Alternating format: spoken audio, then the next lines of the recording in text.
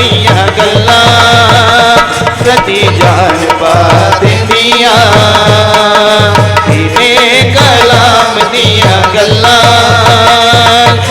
जान पा देंदियां इत्थे थोड़ी जिंदगी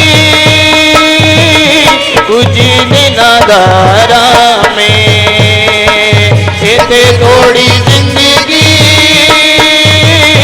कुछ दिनां दा आराम रात बेचैनियां ते दिन बदनाम रात बेचैनियां ते दिन बदनाम सदा दे आराम दिया गल्लां सदा दे आराम दिया गल्लां सदा दे आराम दिया गल्लां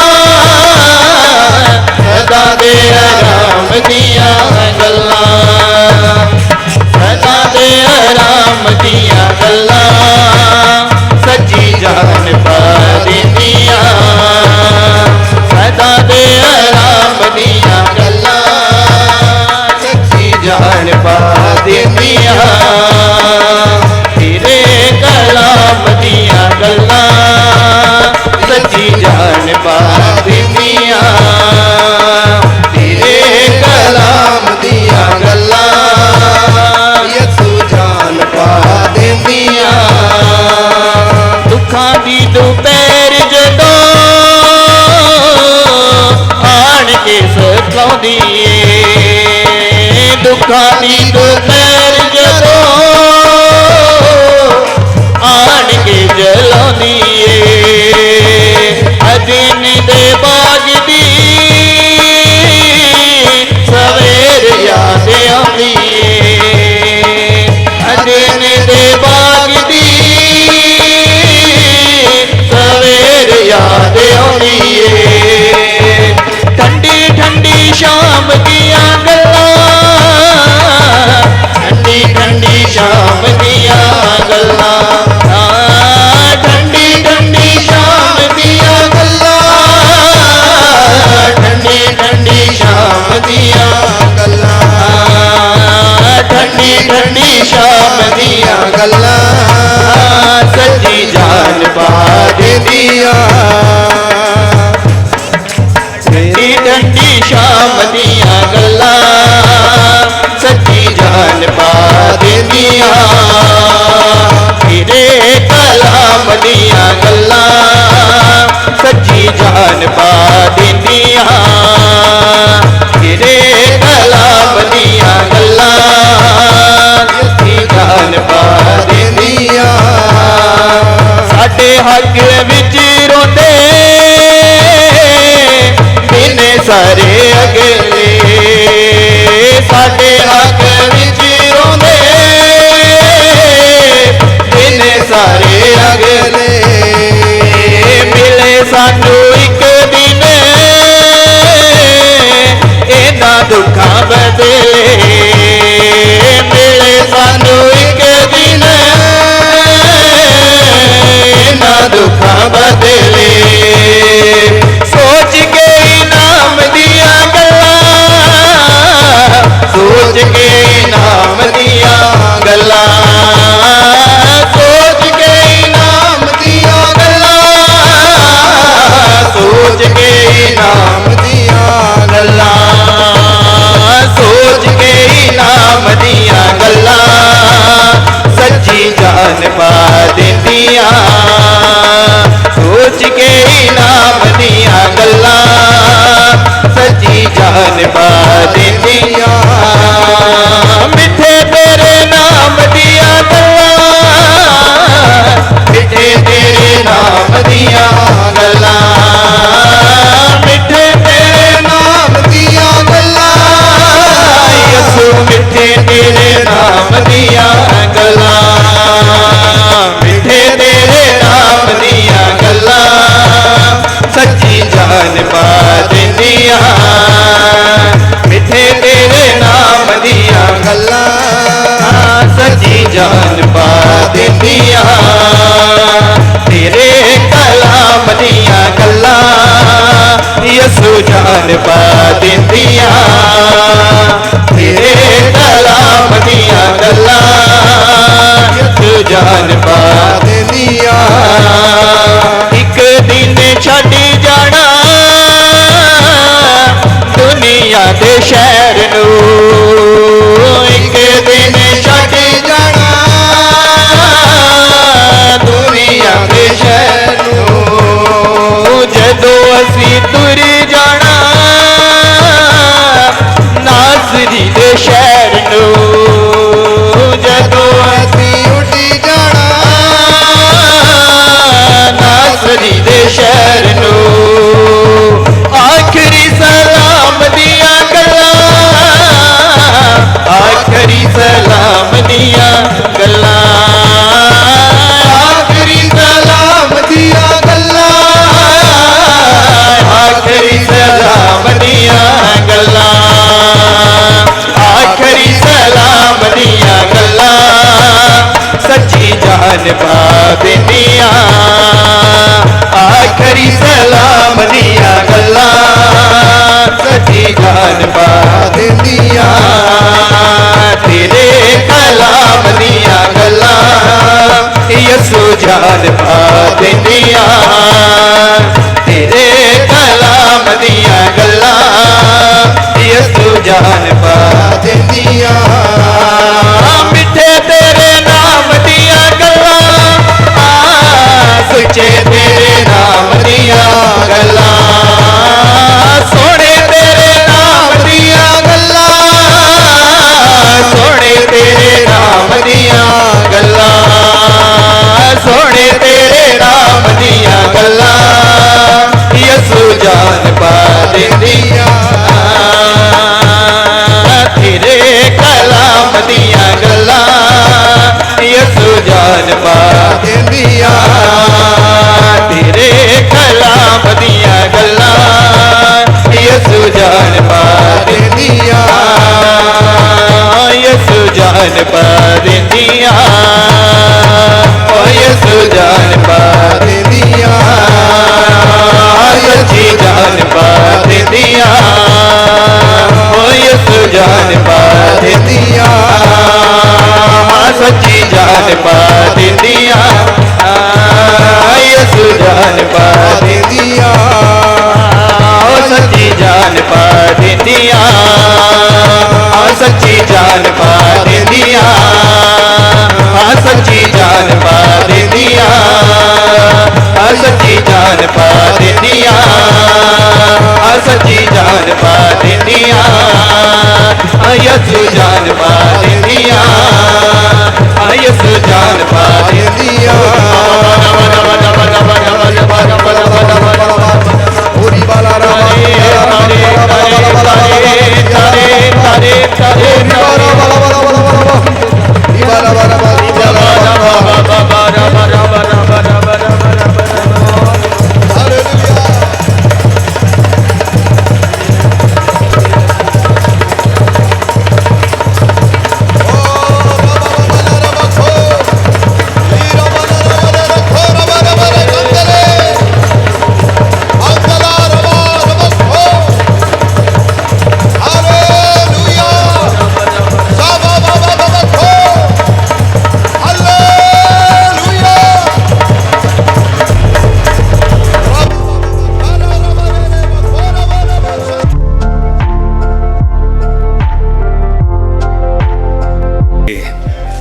हालेलुया हालेलुया। पास्टर आशीष वर्गीस, धन्यवाद उन अच्छे परिचय के शब्दों के लिए हैं। सारे आदर महिमा प्रभु को होवे। आज फिर से इस शाम के समय प्रभु के वचन को लेते हुए आपके सामने खड़े होने में प्रभु ने सहायता किया। कल सुबह से और कल शाम को और आज सुबह और इस आज शाम के समय भी आपके साथ संगति करने में प्रभु ने जो मदद किया, इसलिए मैं प्रभु को हृदय से धन्यवाद देता हूँ। और इस कलीसिया के सभी भाई बहनों को यीशु मसीह के नाम में मैं धन्यवाद देना चाहता हूँ। विशेष पास्टर जी के लिए और पास्टर आशीष और पास्टर हैप्पी और जितने भी प्रभु के दास लोग प्रभु के सेवा में हैं उन सबों को मैं हृदय से धन्यवाद देता हूँ, ये जो अवसर मेरे जीवन में देने के लिए है। और आप सबों के लिए मैं प्रभु को धन्यवाद देता हूँ। प्रभु ने आपके जीवन में आशीष दिया है, हम सबके जीवन में प्रभु ने आशीष दिया है। आज 20वां दिन है उपवास में। आप में से कई लोग जो है उपवास में हैं, पूरे दिन जो रोज़ा रखते हुए। हमारी प्रार्थना यही है, प्रभु आप सबों को बहुत आय से आशीष दें। जो भी समय हम प्रभु के उपस्थिति में बिताते हैं, कभी वो व्यर्थ नहीं होता है। हालेलुया। प्रभु अपने वक्त पर हमें से हर एक के जीवन में अपने आशीष उंडेलता है। हमारी आंसू कभी व्यर्थ नहीं होता, हमारी प्रार्थना कभी व्यर्थ नहीं होता, वचन की मनन कभी व्यर्थ नहीं होता है। अपने वक्त पर जो है प्रभु उसके लिए फल देने वाला है। इसलिए हम प्रभु को धन्यवाद दें, बड़े उम्मीद के साथ और आगे बढ़ते जाएं। प्रभु हमारे जीवन में बहुत आय से आशीष दें और हमारा जीवन दूसरों के लिए भी एक आशीष का कारण बने। उसी के लिए हम प्रार्थना करें, अपने जीवनों को समर्पण करें।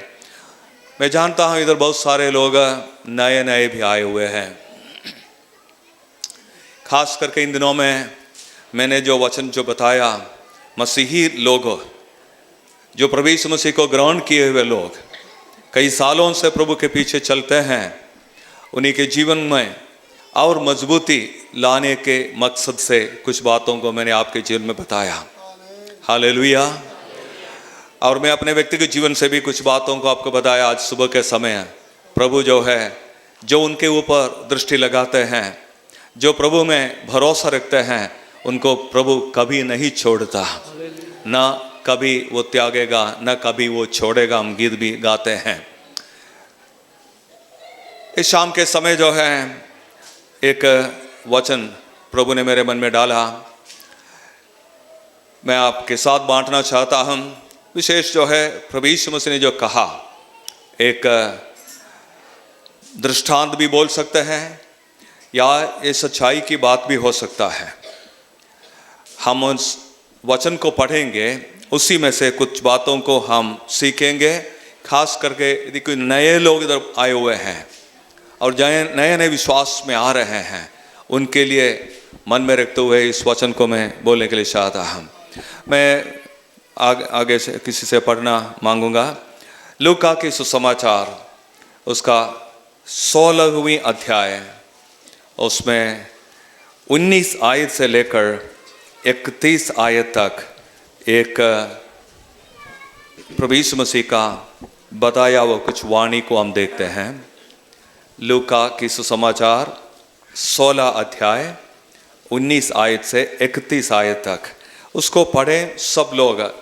जिसके पास बाइबल है उसको देखते रहे, जिनके पास बाइबल नहीं है वो ध्यान से इन वचनों को पढ़ें।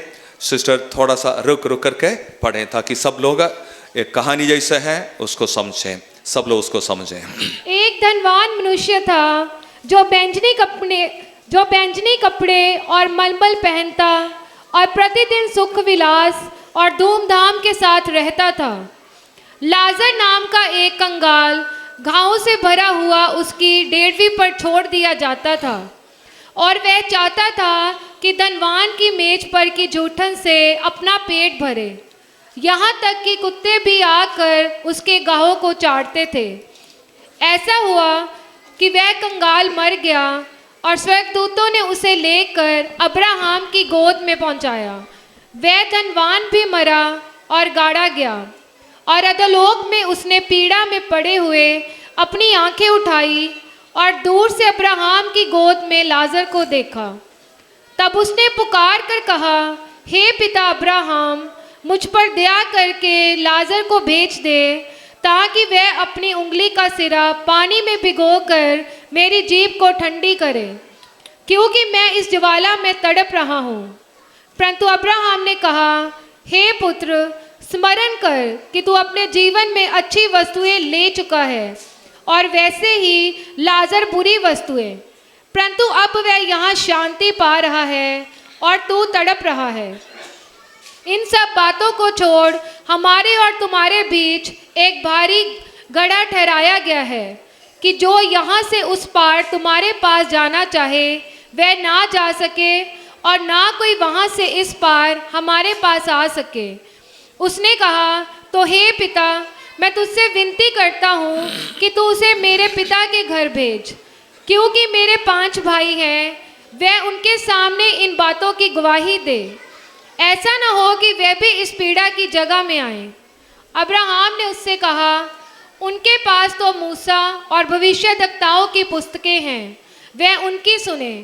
उसने कहा, नहीं हे पिता अब्राहम, पर यदि कोई मरे हुओं में से उनके पास जाए तो वह मन फिराएंगे। उसने उससे कहा, जब वह मूसा और भविष्यद्वक्ताओं की नहीं सुनते तो यदि मरे हुओं में से कोई जी भी उठे तो भी उसकी नहीं मानेंगे। Praise the Lord. परमेश्वर इन वचनों को पढ़े और सुने जाने से हमें से हर एक को आशीष दे। हालेलुया। ये कहानी के रूप में प्रभु यीशु मसीह ने बताया। मैं विश्वास करता हूँ इधर जो बैठे हुए सब लोग जानते हैं, सुने हुए हैं।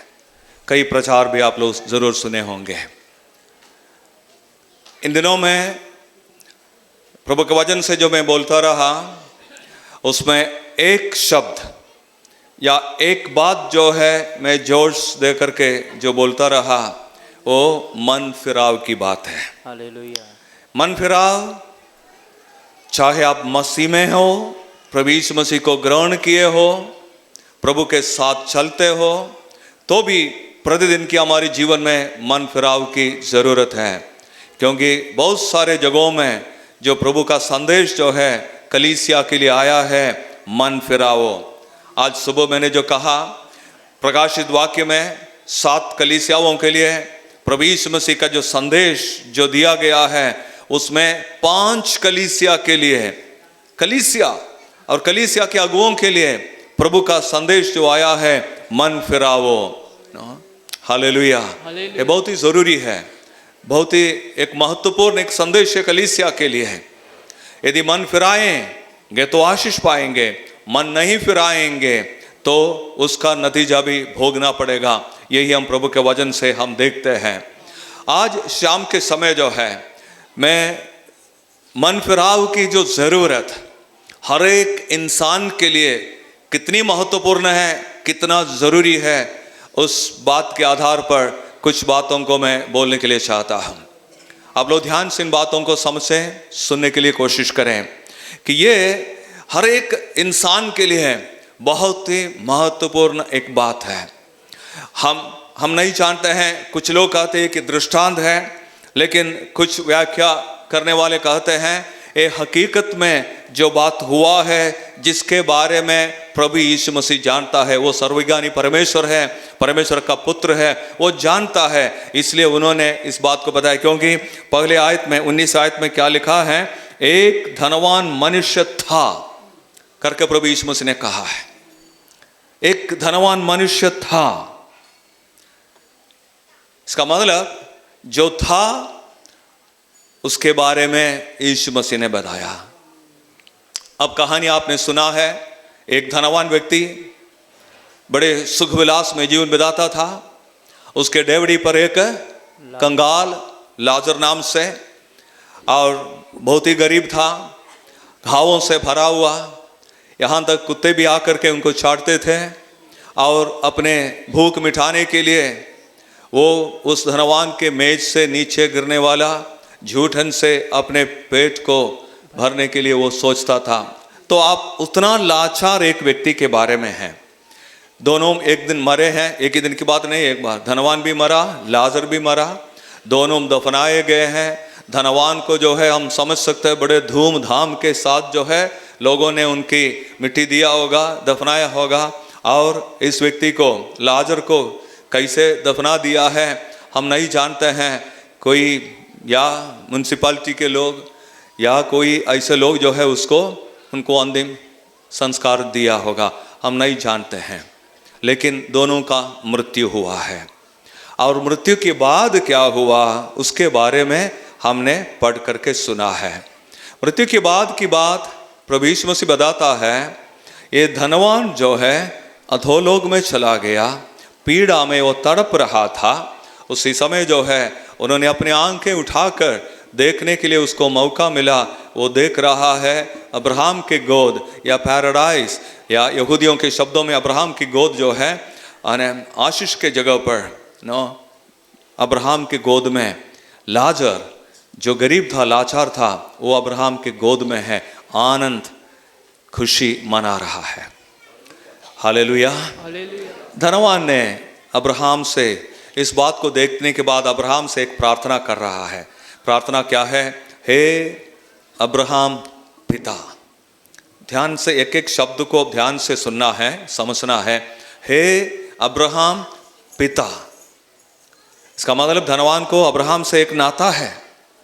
हे पिता, कृपा करके लाजर को मेरे पास भेजें, वो अपनी उंगली पानी में डुबोकर मेरे जीभ को ठंडी करें, क्योंकि मैं इधर ज्वाला में, अधोलोक में तड़प रहा हूँ। कृपा करके उनको मेरे पास भेज। अब्राहम ने उनको उत्तर दिया, ऐसा हमने पढ़ा है। उन्होंने क्या जवाब दिया? देखिए, जब तू जीवित रहे तूने इस संसार का हर प्रकार की सुख समृद्धि को अनुभव किया है। अभी तुम तड़प रहे हैं, लेकिन लाजर दुनिया में जब रहा तो परेशानी में था, लेकिन आज वो आनंद मना रहे हैं। अब केवल इसके अलावा एक और बात उन्होंने कहा कि देखिए, अब इधर से कोई न तो तुम्हारे पास जा सकता और न उधर से कोई इधर आ सकते हैं। कोई रास्ता नहीं है, चांसेस, सारे अवसर, अपॉर्चुनिटी सब खत्म। तब इनके मन में एक विचार आया, ऐसा है तो अब्राहम पिता कृपा करें, मेरे घर में, मेरे खानदान में मेरे 5 भाई लोग हैं, आप कृपा करके उनको, किसको? लाजर को उधर भेजें, ताकि वो जहां मैं हूं उधर आने न पाए। और अब्राहम ने कहा, अब्राहम ने क्या उत्तर दिया? उनके पास मूसा का किताबें, व्यवस्था है, भविष्यद्वक्ताओं की पुस्तकें हैं, वो उनको सुने। अब लास्ट में उस वचन को मैं पढ़ना चाहता हूं। उसने कहा, धनवान ने कहा, नहीं हे पिता अब्राहम, पर यदि कोई मरे हुओं में से उनके पास जाए तो वे मन फिराएंगे। उसने उससे कहा, जब वे मूसा और भविष्यद्वक्ताओं की नहीं सुनते तो यदि मरे हुओं में से कोई जी भी उठे तो भी उसकी नहीं मानेंगे। ये आपने सुना है, कहानी को मैं अपने शब्दों से छोटा करके बताया है। इस दृष्टांत से या इस हकीकत की बात प्रभु ने जो बताया, क्योंकि प्रभु यीशु मसीह स्वर्ग में से उतर आया, परमेश्वर का पुत्र है, सर्वज्ञानी परमेश्वर है, वो जान सकता है और वो बोल सकता है मृत्यु के बाद क्या हो सकता है। हालेलुया। केवल जानकारी उनके पास है, मृत्यु के बाद क्या होगा उसके बारे में केवल वही बोल सकता है। इस संसार में कोई उसके बारे में नहीं बोल सकता है। हम इन बातों से हमें क्या समझना है, 3-4 बात मैं बोलने के लिए चाहता हूं। सबसे पहले इस बात को आप समझ लें, डेथ इज ए रियलिटी। मृत्यु एक वास्तविकता है। इधर बैठे हुए सभी लोग इस बात को जान लें, मृत्यु एक सच्चाई है। चाहे अमीर हो, चाहे कंगाल हो, चाहे गरीब हो, चाहे धनवान हो, चाहे पढ़े लिखे हो, चाहे अनपढ़ हो, चाहे जो कहते हैं कि मैं ऊंचे जात का हूं, परमेश्वर के सामने, आंखों के सामने कोई मायना नहीं है। चाहे बड़े महल में रहते हो, चाहे झोपड़ी में रहते हो, मृत्यु एक सच्चाई है, कोई उसको टाल नहीं सकते। क्योंकि परमेश्वर के वचन में परमेश्वर ने बताया है, मनुष्य को एक बार मरना नियुक्त है। It is appointed for man wants to die. मरना एक बार हर एक इंसान के लिए परमेश्वर के ओर से नियुक्त है, कोई उसको टाल नहीं सकता है। मैंने एक कहानी ऐसा सुना, हम एक व्यक्ति जो है उनके एक सपना जैसे वो देख रहा था। सपना में क्या है, एक जवान व्यक्ति को जो मृत्यु का बुलावा आया, मृत्यु उनके पास आया, मृत्यु का दूत उनके पास आया उसको बुलाने के लिए। तब इस नौजवान ने कहा, हे परमेश्वर, अभी मत मुझे बुलाइए, मुझे और थोड़ा सा मौका दीजिए, मैं अभी तैयार नहीं हूँ, और आप मुझे थोड़ा सा इशारा दीजिएगा मेरा मृत्यु कब होगा, ताकि हम तैयार रहेंगे। उस समय जो है हम आपके पास आने के लिए रेडी रहूँगा, आप जब भी बुलाएंगे हम आपके पास चले आएंगे। तो मुझे मौका दें और मुझे इशारा, थोड़ा सा चिन्ह मुझे दें। और समय बीत गया, एक दिन ये मर गया। मरने के बाद परमेश्वर के सामने खड़ा है।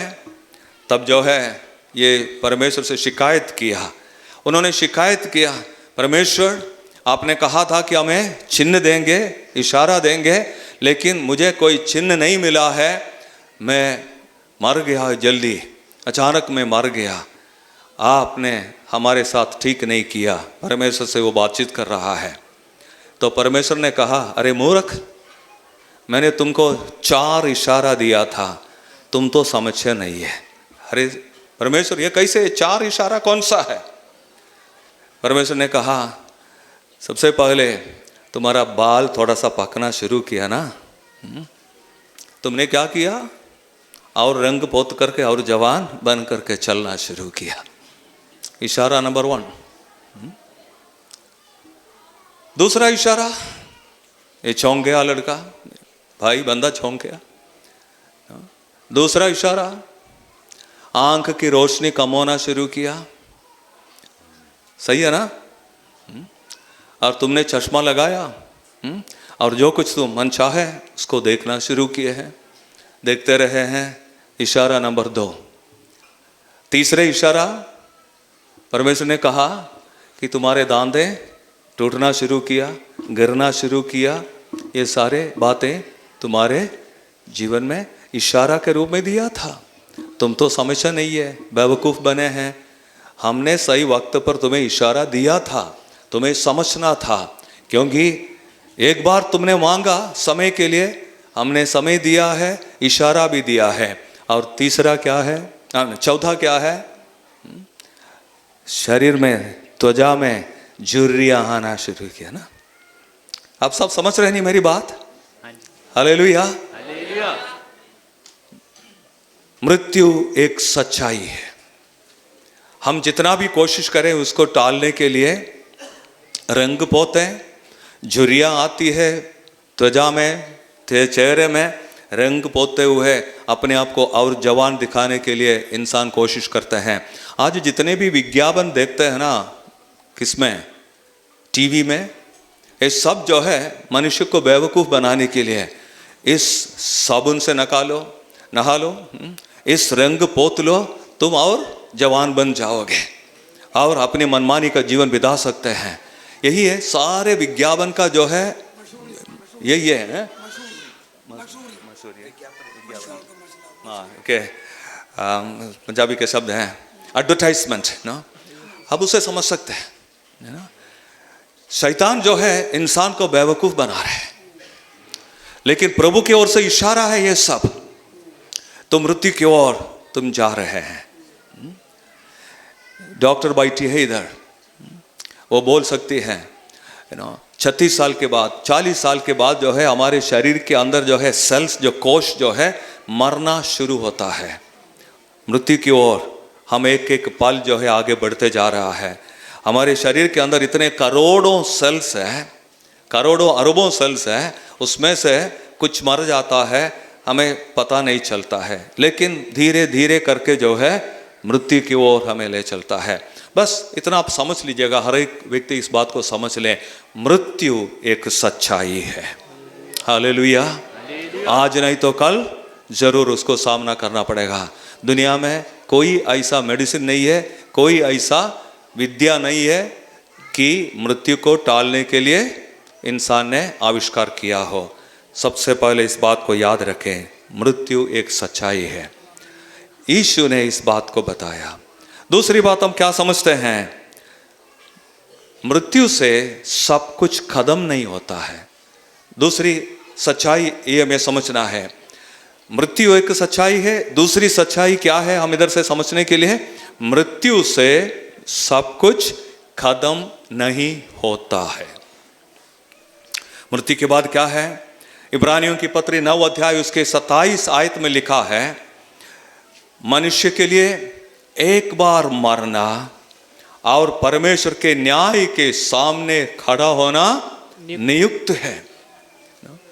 एक बार मरना और परमेश्वर के न्याय के सामने खड़े होना हर एक इंसान के लिए नियुक्त है। इब्रानियों के पत्री 9 अध्याय के 27 आयत में। तो समझ लीजिएगा, मृत्यु से सब कुछ खत्म नहीं हो रहा है, उसके बाद हमें परमेश्वर के न्याय के सामने खड़े होना है। मैं विस्तार से बोलना नहीं चाहता। हम बहुत सारे लोग जो है कहते हैं कि मृत्यु से सब कुछ खत्म हो जाएगा। भारत में भी फिलॉसफी है, चारवागा फिलॉसफी करके एक दर्शन शास्त्र है जो क्या कहता है, खाओ पियो मस्त करो क्योंकि कल तुम्हें मरना है। इट्स अ फिलॉसफी, एक दर्शन शास्त्र है नो, चारवागा फिलॉसफी कहते हैं, लोगयादा फिलॉसफी कहते हैं। यूनानी लोगों के बीच में भी ऐसा ही फिलॉसफी था, एपिक्यूरियंस कहते थे। वो लोग भी क्या कहते हैं, eat drink and be merry for tomorrow you shall die. No, खाओ, सेम चीज है, खाओ पियो मस्त करो क्योंकि कल तुम्हें मरना है, उसके बाद खत्म हो जाएगा। मेरे प्रियो, ये सब मनुष्य की कल्पना है, मनुष्य की कल्पना है।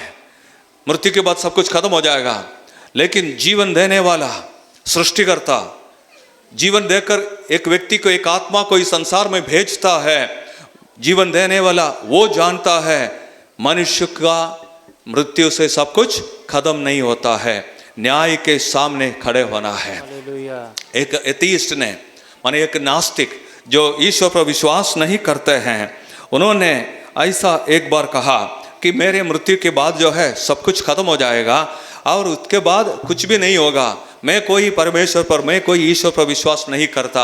इसलिए उन्होंने कहा मेरा मृत्यु के बाद जो है हमारे शरीर को जो है दहना, हमारे शरीर को जो है जलाने के बाद उस राख को जो है किसी नदी में बहा देना, क्योंकि वो तितर बितर हो जाएगा, कभी वापस एक ही साथ नहीं मिलेगा, मृत्यु के बाद कुछ भी नहीं होगा। ऐसा उन्होंने कहा। लेकिन आपको मालूम है परमेश्वर का वचन क्या कहता है? परमेश्वर का वचन जो जीवित वचन जो कहता है, प्रकाश वाक्य में से कुछ वचनों को आप पढ़िएगा, प्रकाशित वाक्य 20 अध्याय को निकालिएगा और उसमें 11 आयत से 15 आयत तक जो है पढ़िएगा। मृत्यु के बाद क्या हो जाएगा, परमेश्वर का वचन हमें क्या सिखाता है, उस वचन को पढ़िएगा।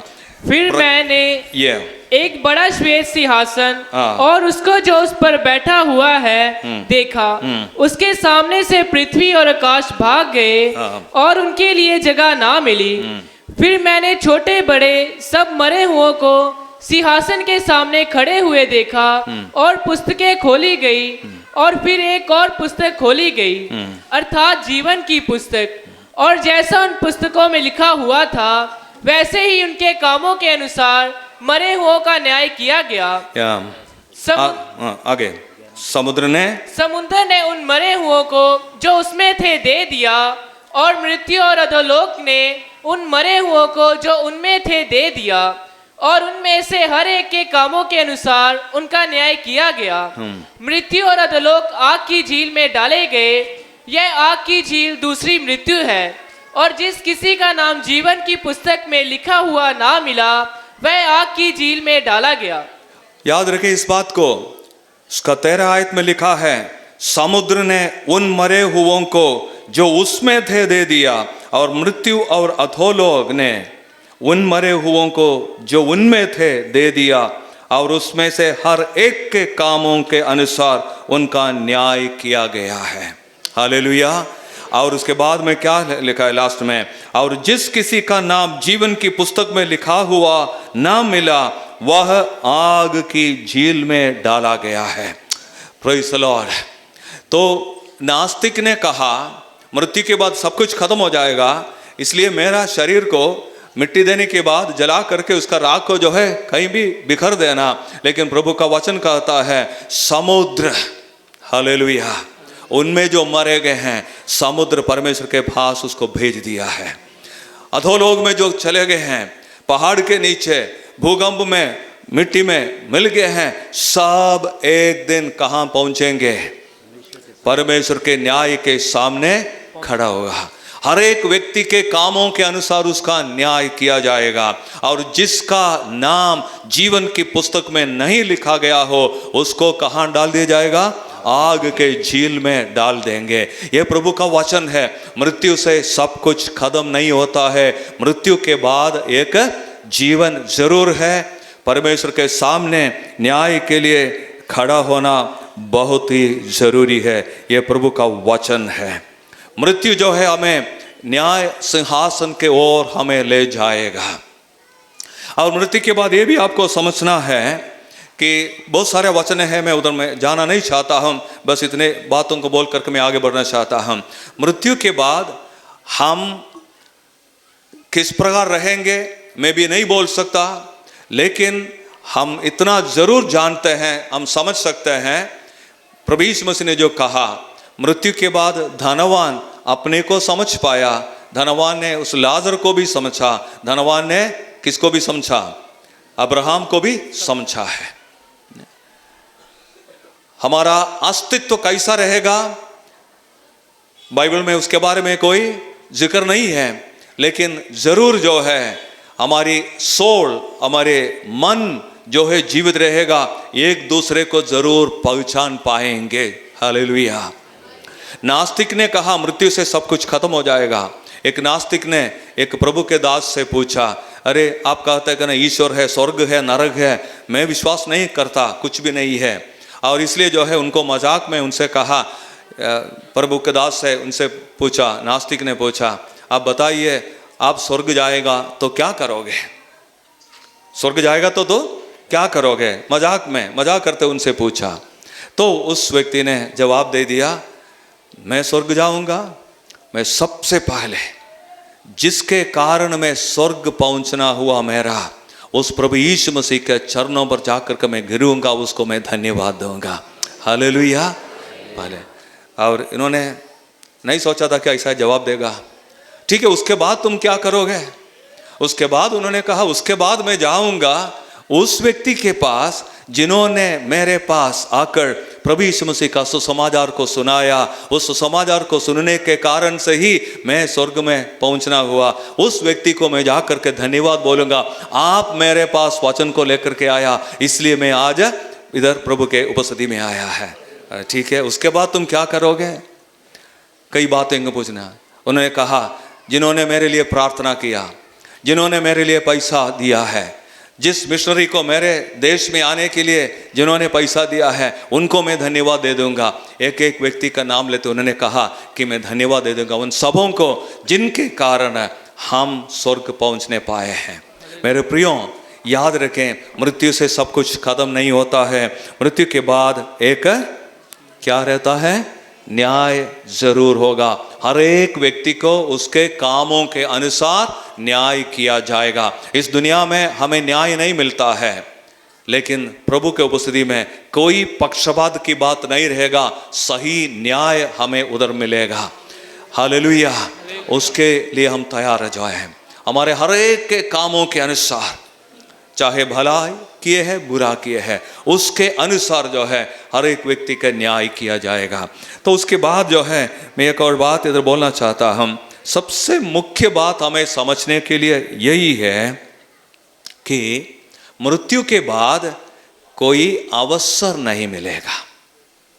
That's the most important thing that we have to understand. हम सब जो है इस बात को समझ लें, मृत्यु के बाद कोई अवसर नहीं मिलेगा। इस कहानी से प्रभु यीशु मसीह दुनिया को इस बात को समझा रहा था। क्या है? धनवान ने चाहा, किससे मांग रहा है? अब्राहम से मांग रहा है, उसको लाजर को उनके पास भेजने के लिए। लेकिन अब्राहम ने कहा, ना तो इधर से कोई तुम्हारे पास आ सकता, ना उधर से कोई हमारे पास आ सकता है। खत्म, चांसेस, अवसर सब खत्म हो गया है, कोई अवसर नहीं मिलेगा। मृत्यु के बाद कोई अवसर नहीं है। दूसरा कुरिन्थियों 6 अध्याय का दूसरे आयत को जो पढ़िएगा, अभी है समय। वचन में क्या लिखा है? देखो अभी वह प्रसन्नता का समय है, देखो अभी वह उद्धार का दिन है। मेरे प्रियो, आज मुझे सुन रहे हैं सभी लोग इस बात को याद रखें, प्रसन्नता का दिन, उद्धार का समय अभी है, आज है, यही वक्त है। बाद में शायद अवसर नहीं मिलेगा, अभी समय है। मृत्यु के बाद एक न्याय होगा जरूर, परमेश्वर के सामने खड़े होना पड़ेगा, हर एक व्यक्ति के कामों के अनुसार न्याय किया जाएगा। लेकिन उद्धार पाने के लिए वक्त है तो वो आज है, अभी है, अभी वो प्रसन्नता का समय है, अभी वो उद्धार का दिन है। इस अवसर को हम कभी न खोए। यदि आप में से कोई पहले बार प्रभु यीशु मसीह का सुसमाचार सुन रहे हैं, इस सच्चाई के बारे में आप पहले बार सुन रहे हैं, यदि आप में से कोई पहले बार इस जगह पर आए हुए हो, मेरे प्रियो याद रखें, प्रभु यीशु का जो वचन कहता है, एक दिन मरना है और उसके बाद परमेश्वर के न्याय के सिंहासन के सामने खड़े होना है। कोई अवसर नहीं रहेगा। आज के अवसर को खोने न दें। प्रभु के उपस्थिति में अपना जीवन को समर्पण करें, प्रभु को ग्रहण करें, यही प्रभु चाहता है। अब मैं आगे एक दो बात और बोलना चाहता हूं। मृत्यु के बाद कोई अवसर नहीं मिलेगा, लेकिन याद रखें एक ज़रूरी बात इधर समझने के लिए है। मालूम है क्या है वो? इस धनवान का पाप क्या था? इस धनवान का कमी क्या था? वो किस लिए इस जगह पर पहुंचा, अधोलोक में क्यों पहुंचा है, वो भी मुझे और आपको सोचना है। ये इस धनवान के बारे में लिखा है, ये अब्राहम को कैसे बुलाता है? हे अब्राहम पिता। इसका मतलब क्या है? यहूदी धर्म का ही एक व्यक्ति है। अब्राहम को जो है यहूदी धर्म का जो पिता मानते हैं, अब्राहम का बेटा है। ये भी यहूदी धर्म के अंदर है। मूसा की व्यवस्था उनके पास भी था, भविष्यद्वक्ताओं की किताबें उनके पास था। इसका मतलब क्या है? एक धर्मी व्यक्ति था वो। धर्मी व्यक्ति का मतलब क्या है? रीति रिवाज को पीछा करने वाला, रीति रिवाज को पीछा करने वाला, है ना। हाथ में बाइबल है, चर्च जाते हैं, सब कुछ होता है, लेकिन प्रभु को सचमुच में नहीं जानता था, क्योंकि वो खुद बोलता है। बाद में वो क्या कहता है मालूम है? अब्राहम पिता, आप लाजर को कहाँ भेजें? मेरे घर में भेजें। मेरे घर में कौन है? 5 भाई, 5 और भाई लोग भी है। लाजर को आप उनके पास भेजें, ताकि वो वचन सुन करके तौबा करेंगे, मन फिराएंगे। तो इसका मतलब क्या है? इनके जीवन में मन फिराव का, तौबा करने का वो चांस को उन्होंने खो दिया। मैंने मन नहीं फिराया, मैंने तौबा नहीं किया, इसलिए मैं इस जगह पर पहुंचा हूं। इसलिए प्रभु आप ऐसा करें, मेरे भाई लोग इधर आने न पाए, उनको तौबा करने के लिए, मन फिराने के लिए एक अवसर मिले, इसलिए लाजर को आप उनके पास भेजे। Hallelujah, hallelujah. तो इसका मतलब क्या होता है? इस धनवान व्यक्ति अधोलोक में पहुंचने का कारण क्या है? उनके जीवन में उन्होंने मन नहीं फिराया। मन फिराव कितना महत्वपूर्ण बात है, आप समझ सकते हैं इससे। कल और आज मैं इस बात के ऊपर वचन से आपसे बता रहा था, हर एक व्यक्ति के जीवन में मन फिराव की जरूरत है, और इस व्यक्ति ने मन नहीं फिराया, इसलिए अधोलोक में उसको पहुंचना पड़ा। अब देखिए, परमेश्वर की उपस्थिति में आनंद है, अधोलोक में पीड़ा है। वो खुद कहता है कि मैं पीड़ा में हूं, मैं पीड़ा में हूं, पानी के लिए मैं तड़प रहा हूं, लाजर को मेरे पास भेजें, लेकिन कोई चांस नहीं है। अभी इसको जो है अब अधोलोक में पहुंच गया, उसके मन में बेदारी आया, है ना, जब अधोलोक में पहुंच गया तब जो है बेदारी आ गया। कैसी बेदारी है? सुसमाचार सुनाने की बेदारी। अपने भाई लोगों के प्रति बोझ आया, अपने भाई लोग वचन को सुनने पाए, इधर आने न पाए। ये बेदारी जो है बेमतलब की बेदारी है, उससे कोई फायदा होने वाला नहीं है। बेदारी आज जब आप जीवित है, मैं और आप जीवित है, वचन को सुनते हैं, उसी समय जो है अपने जीवन को समर्पण करें, यीशु को ग्रहण करें, तौबा करें, प्रभु के लिए जीवन समर्पण करें, वही तौबा से जो है आपके जीवन में आशीष मिलेगा। हालेलुया। आज प्रसन्नता का दिन है, आज प्रसन्नता का समय है, आज उद्धार का समय, उद्धार का दिन आज है। आज प्रभु के लिए एक समर्पण करें, प्रभु से एक नया वाचा बांध दे। प्रभु मैं आपके लिए जीवन बिताना चाहता हूं, मैं तौबा करना चाहता हूं, आपके लिए मैं जीवन बिताऊंगा। हालेलुया। मूसा ने क्या बताया था, अब्राहम ने क्या बताया था? इधर से कोई जाने का जरूरत नहीं है, उनके पास क्या है? मूसा है, मूसा का व्यवस्था है, मूसा है। इसका मतलब क्या है? उनके पास बाइबल है, व्यवस्था है, वचन है उनके पास, भविष्यद्वक्ता है। इसका मतलब क्या है? प्रचार करने वाला उनके घर में ही है।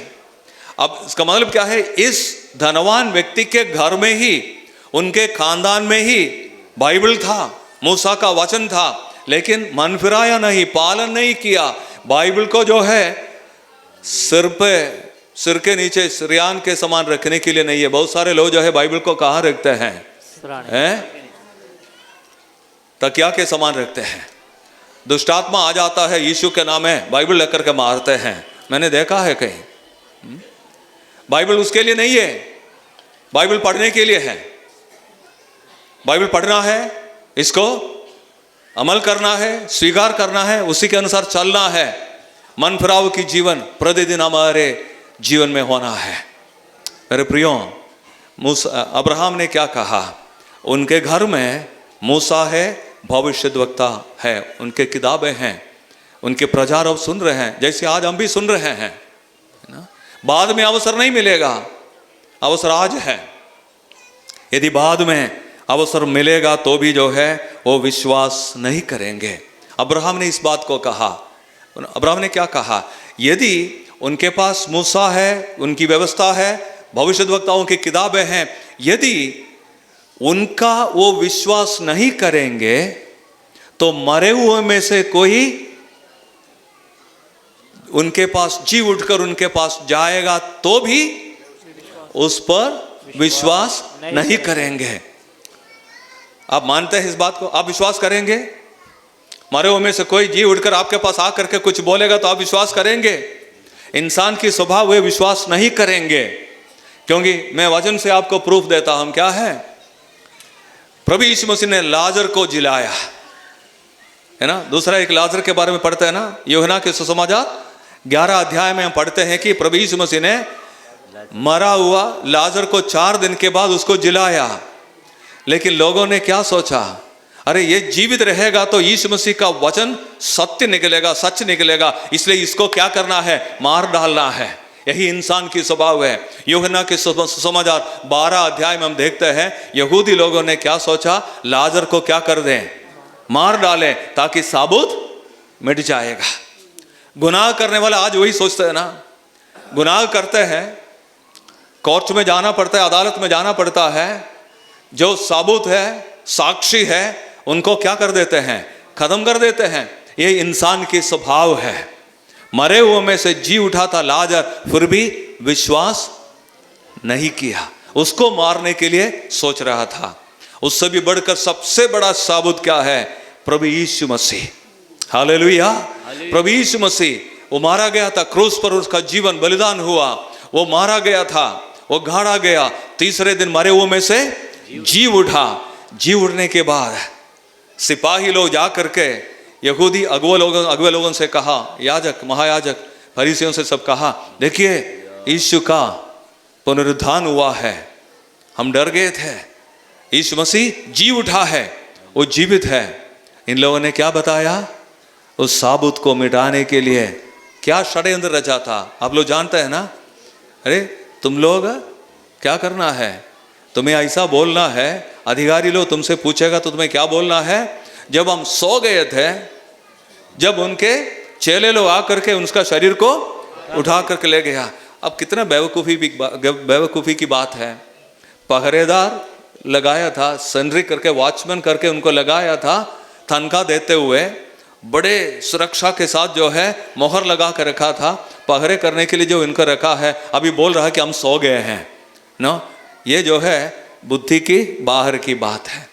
और बोला कि हम पैसा दे दिया है, बोला है कि यदि कोई अधिकारी पूछेगा तो हम क्या करेंगे, हम उनसे निपट लेंगे, तुम केवल इसी को बताना, क्या है, सबूत को मिटा देना। मृत्यु से कोई जीव उठ करके आएगा तो भी विश्वास नहीं करेंगे, ऐसा दुनिया में हम रहते हैं। प्रभु को स्वीकार करने के लिए जिसका मन नहीं है, कठोर मन है, उसके लिए ये वचन है। मेरे प्रियो, मैं अपने शब्दों के अंदर समाप्त कर रहा, मेरा समय भी खत्म हो रहा है। मैं आज शाम के समय जो है आपके सामने सुसमाचार के एक संदेश को मैंने रखा। मन फिराव की जरूरत क्या है। मृत्यु एक सच्चाई है, एक दिन सबको, इधर जो बैठे हर एक व्यक्ति को एक दिन जाना है। मैं 2017 में इधर आया था, मेरे पास तस्वीर, मैंने फोटो खींचा था। मैं आज पास्टर आशीष से पूछ रहा था, ये लोग सब कहाँ हैं, इधर दिखाई नहीं पड़ा। मैंने पूछा, उन्होंने कहा कि एक व्यक्ति के बारे में, वो प्रभु के पास चला गया है। मरना एक हर एक व्यक्ति के लिए नियुक्त है, एक दिन सबको इस संसार में जाना है। क्या हम तैयार है कि नहीं। और मृत्यु से सब कुछ खत्म नहीं होता, उसके बाद एक स्वर्ग है, एक नरक है। आप विश्वास करें या ना करें, यीशु ने कहा स्वर्ग है, नरक है, एक दिन हमें जाना है, या तो स्वर्ग में जाएंगे या तो नरक में जाएंगे, पीड़ा में जाएंगे। जाना जरूर है, न्याय के अनुसार, पक्षवाद के बिना, न्याय के साथ, धार्मिकता के साथ न्याय करने वाला प्रभु यीशु मसीह सिंहासन पर बैठेगा। हर एक व्यक्ति के कामों के अनुसार जो है न्याय किया जाएगा। उस समय जो है उनके सामने हमें लेखा देना है। इसलिए आज हमारा जीवन को समर्पण करना है। मृत्यु के बाद कोई अवसर नहीं रहेगा, कोई अवसर नहीं मिलेगा। Today is the day of solvation. आज ही जो है प्रसन्नता का समय है, आज ही उद्धार का दिन है। यदि आप में से कोई अभी तक यीशु मसीह के लिए अपना जीवन को नहीं समर्पण किया है, तौबा नहीं किया है, मैं आपसे प्रभु यीशु मसीह के पवित्र आत्मा में होते हुए मैं आपको निमंत्रण देना चाहता हूं। आपका जीवन आज आप प्रभु के लिए दे दें, आपके जीवन में आशीष को पाएं और प्रभु के संग संग चलते हुए स्वर्ग में प्रभु यीशु मसीह के पास चलने के लिए आपका जीवन को आप समर्पण करें। हालेलुया। हम साबुत को मिटाने वाला नहीं, परमेश्वर के वचन को सुनने के बाद अरे ये सब बेवकूफ है, बकवास की बात है बोल करके टालने के लिए नहीं, जीवन को समर्पण करने के लिए आपके लिए एक अवसर प्रभु दे रहा है। मृत्यु के बाद कोई अवसर नहीं मिलेगा। मन फिराव की जरूरत है। वो धनवान शायद अच्छा व्यक्ति था, उसके डेवड़ी में जो है खाव से भरा हुआ व्यक्ति को रहने दिया है, वो भी बड़ी अच्छी बात है। उनके मेज की जूठन उसके पास देने के लिए तैयार था। दान धर्म करने वाला व्यक्ति हुआ होगा, लेकिन फिर भी क्या है, मन फिराया नहीं है, इसलिए अधोलोक में पड़ा है। इसलिए जरूरी क्या है, मन फिराव। मन फिराव की जरूरत है, तौबा करने की जरूरत है। मेरे प्रियो, यीशु के लिए आपका जीवन को समर्पण करेंगे, आपका जीवन आशीष से भर जाएगा, हालेलुया, आनंद से भर जाएगा, हालेलुया। चाहे इस दुनिया में आपके लिए क्लेश होगा, मुसीबत होगा, परेशानी होगा, लेकिन प्रभु आपको संभालेगा। प्रभु का अदृश्य हाथ, प्रभु का सामर्थशाली हाथ जो है आपको संभालेगा, आपको लेकर के चलेगा। आपके हर मुसीबत में, हर परेशानी में प्रभु यीशु आपके साथ दे देंगे, आपके जीवन में खुशी और आनंद से भर देंगे। क्या आप तैयार है यीशु के लिए आपका जीवन को देने के लिए? हालेलुया। आज आपके लिए एक वक्त है, एक मौका है। हालेलुया। अपने सुरों को झुकाए हम लोग, प्रेज़ द लॉर्ड। मैं आपके लिए एक अवसर देना चाहता हूँ। आज जो प्रभु के वचन सुना है, यदि आप में से कोई अभी तक तौबा नहीं किया है तो आपके जीवन में प्रभु आपको बुला रहा है, प्रभु आपको निमंत्रण दे रहा है, बेटा तू मेरे पास आ जा, मैं तुम्हें संभालूंगा, मैं तेरी आत्मा को संभालूंगा। मैं तुम्हें अपने पास जो घर मैं अपने विश्वास योग्य दासों के लिए मैं तैयार करता हूँ, उस भवन में तुम्हारे लिए भी स्थान दे दूंगा। मेरी आवाज़ को सुनो, आपका जीवन मुझे दे दे। मैं तुम्हारे द्वार पर खड़ा हुआ खटखटाता हूँ, मेरी आवाज़ सुनकर यदि तू तेरा दिल का द्वार को खोलेगा तो मैं तुम्हारे साथ संगति करूँगा। प्रभु हमसे कहता है, हमारा जीवन प्रभु के लिए समर्पण करने के लिए तैयार है कि नहीं? यीशु तुम्हें बुला रहा है, यीशु के लिए जीवन देने के लिए कोई तैयार है कि नहीं? यदि आप में से कोई ऐसा आपका जीवन को समर्पण करना चाहते हैं, पहली बार मैं यीशु के लिए मेरा जीवन को देना चाहता हूँ, मैं अपना जीवन तौबा करते हुए, मन फिराते हुए, हमारे पाप की जिंदगी को छोड़ते हुए मैं यीशु के लिए जीवन बिताना चाहता हूँ। सांसारिकता को छोड़कर, संसार की अभिलाषाओं को, शरीर की लालसा और अभिलाषाओं को छोड़कर यीशु मसीह के साथ चलने के लिए मैं चाहता हूँ। मैं अपना जीवन प्रभु यीशु तेरे लिए समर्पण करता हूँ, मैं तौबा करता हूँ अपने पापों से। यदि आप में से कोई है तो इस समय आपके जगह पर आप खड़े हो सकते हैं। छोटा से गीत गाएंगे, यीशु तुम्हें जीवन में शांति देता है। यदि कोई तौबा करना चाहते हैं, प्रभु यीशु मसीह को ग्रहण करना चाहते हैं, इस समय खड़े हो सकते हैं। हम लोग आपके लिए प्रार्थना करेंगे। देता है फिर तुम क्यों जीवन में अशांत रहते हो? फिर तुम क्यों जीवन में अशांत रहते हो? जीवन की निराशा में आशा देता है। जीवन की निराशा में आशा देता है।